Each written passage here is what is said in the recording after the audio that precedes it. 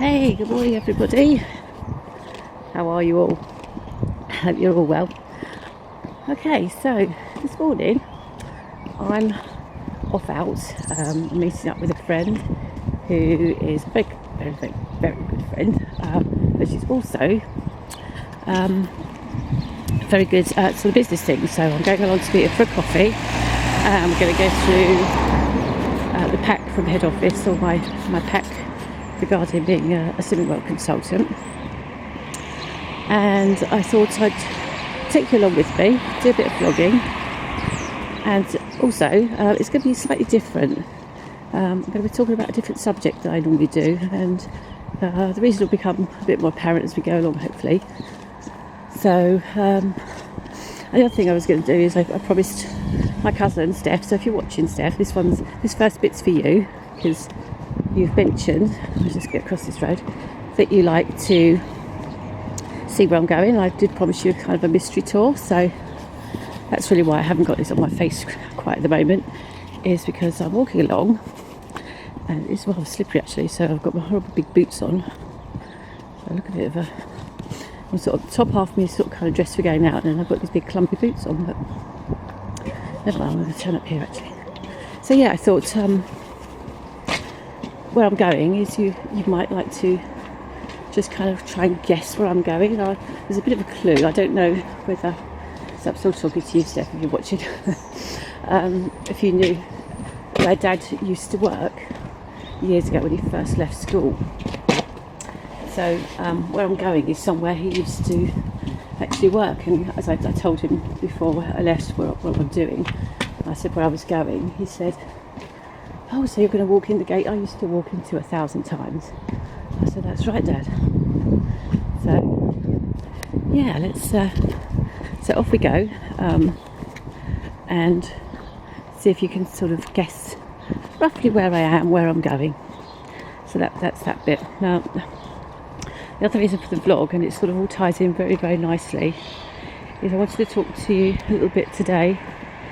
So it's, I think, completely to do with swimming wells per se, but it is all kind of tied in as well. Again, like I say, it'll all become kind of apparent. It seems quite significant, really. You know, I'm going to meet a friend today to talk about my new business that's I've got to get off the ground. I'm going to a place where Dad used to work when he was a lot younger.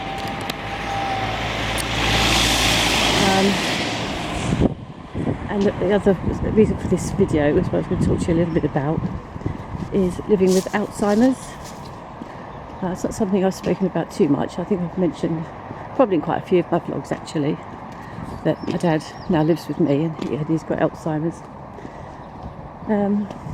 So I was just going to talk to you just a little bit about that, because I know it's a subject that is, you know, it touches everybody that we know, pretty much, isn't there? There's somebody we know that's either got it, or a relative's got it, or whatever. So, and it's a subject it seems becoming more and more, you know, people are becoming more and more aware of it, and it seems to be on the increase.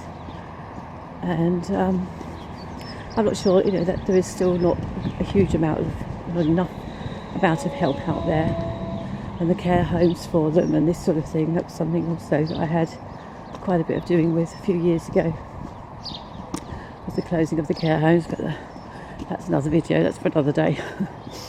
So yeah, I'm just going to talk to you a little bit about that. If I give you a little bit of background about my dad. He's one of 3 brothers, and again, this is all kind of synchronistic, because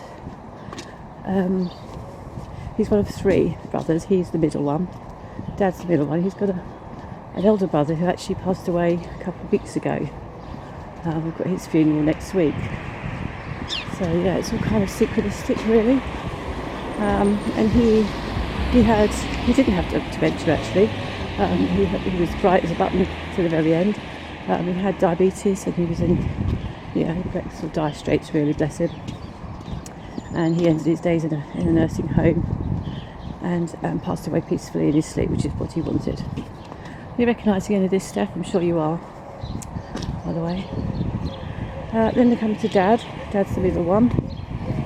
Dad's got, he's also got diabetes, type 2, which he's had a number of years now.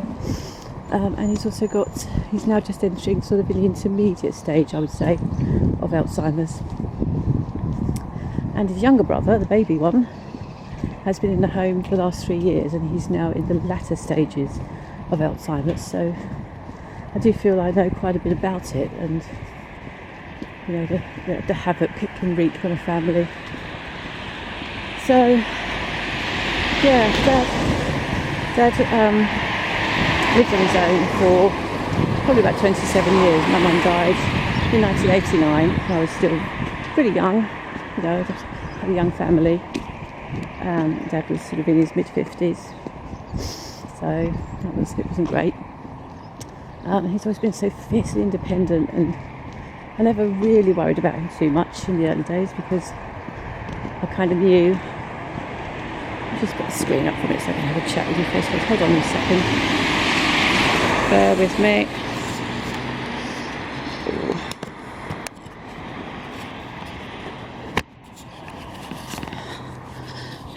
Hello. There you go. See me now. So, I don't know if you know where we're going still, Steph. Maybe from the pictures you've seen so far you can kind of get. I just thought I'd speak to the camera for a little bit now. It looks a bit weird walking along just looking at the pavement, doesn't it?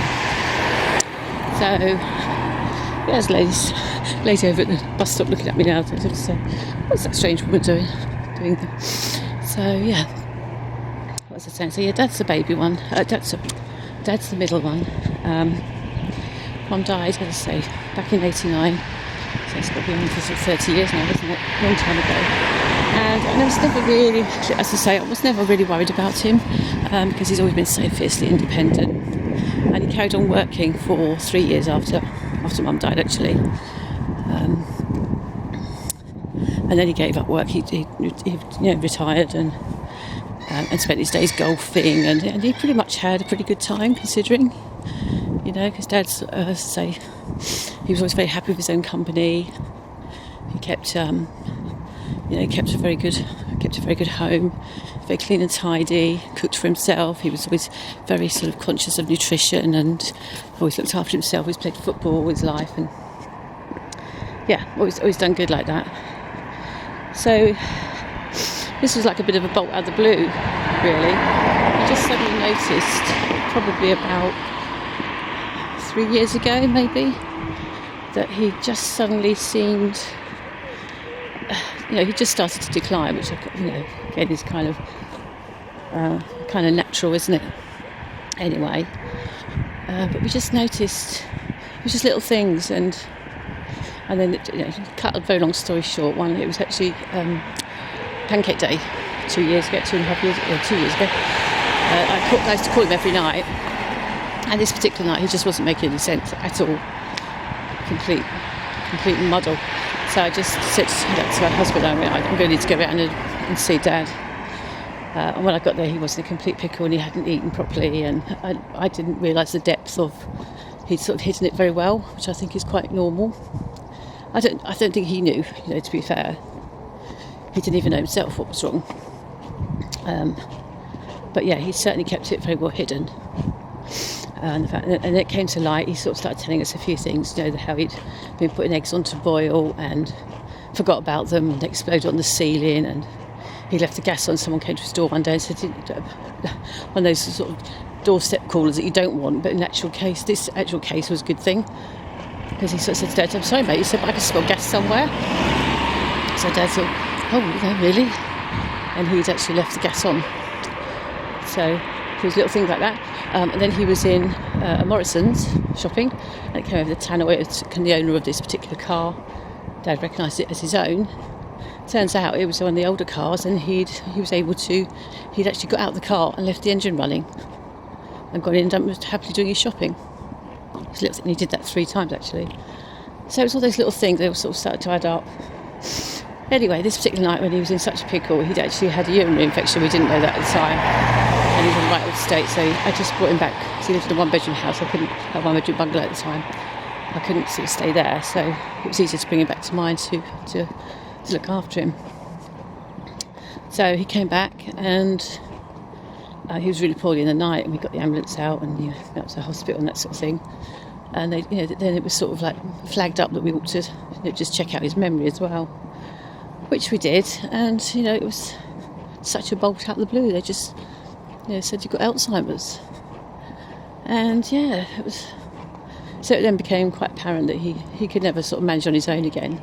And although at the time, and still now to this day, if you spoke to him this morning, he doesn't, he's just really, really, really, really forgetful. But it's getting worse and worse. Obviously, it sort of slowly robs you a cell of your brain every day, isn't it? So, and you don't always notice it. It's like other people, when they haven't seen him for a while, can see it. Like my brother, who was away out of Basingstoke, when he comes to see him or has him over, he'll kind of notice and say, I've really noticed the difference in Dad.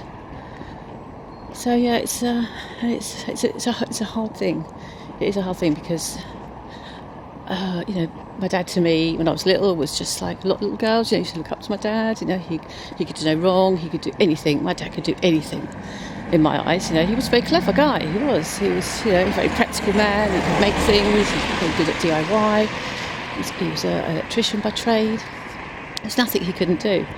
And to see somebody like that reduced to a real vulnerable, and he knows that the horrible thing is he's like sort of what I call twilight stage, where he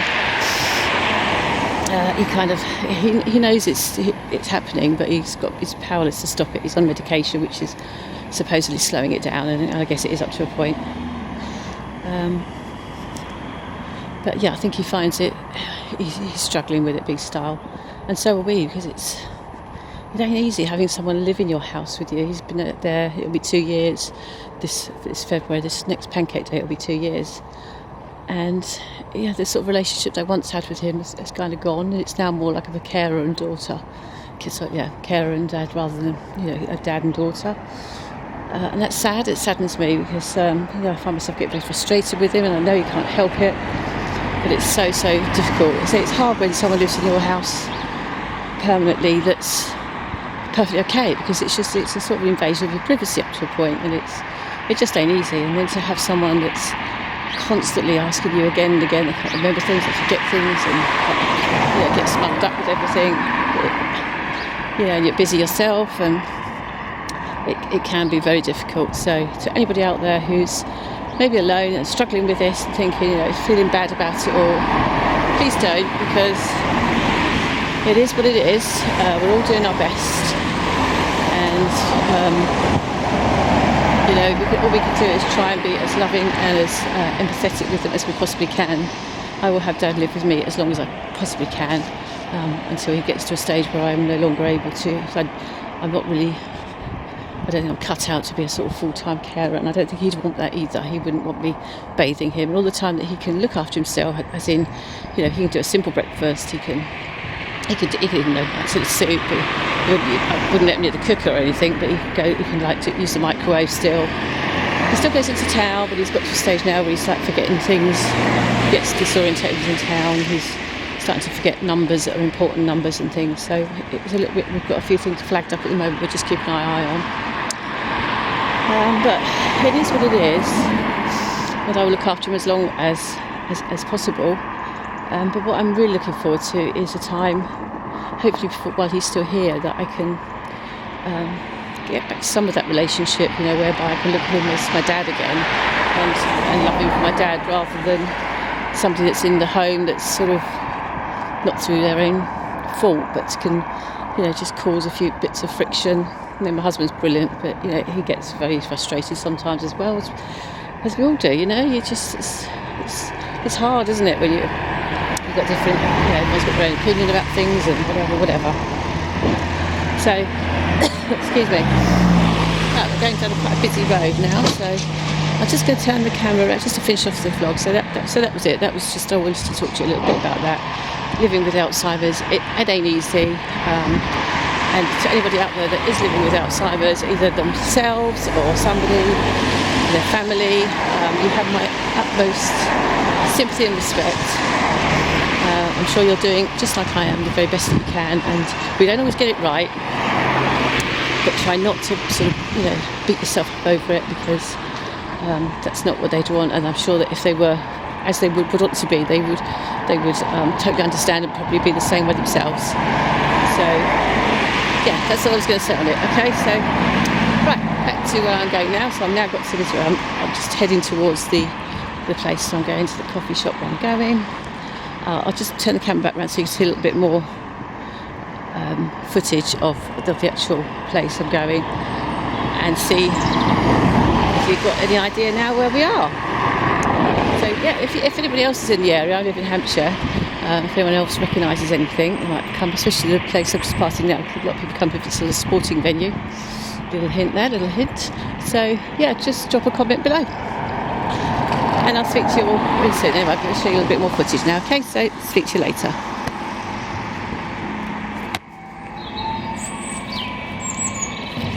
Oh, there we go. Right, so let me just pan around a bit. There we go. Nice big field there. There's sporting venue. I don't think you can... it's getting a bit higher up the hill, but it's quite a busy old road, you can see. All the bin men are out there.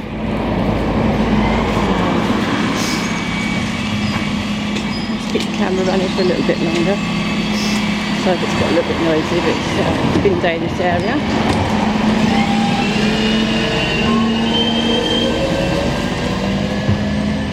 Just pointing at people's faces. Right, anyone that knows, well, let me show you up to a little sign. That's going to be a big giveaway up there. I'll just get so you can see it. You can see that. Through there, so I'm sure that will be the giveaway. I'm sure anybody that knows the area will now know exactly where I am, and maybe even where I'm heading, what might be. It's towards the end of this road, so if you recognise the area then you'll know probably just about where I'm heading. So Steph, if you want to drop me a text or something and let me know where you think I'm heading, or if you want to comment below, I don't know, it's fine too, whatever you're comfortable with. That's if you're watching at all. So, right, I'm going to sign off now. So there we go, last turn round. Woo-hoo-hoo. You can see how misty and foggy, so it's not really much point me showing you too much, you can't see very much. Anyway, have a great day everybody, and I will catch you all very soon, okay? Bye now, bye.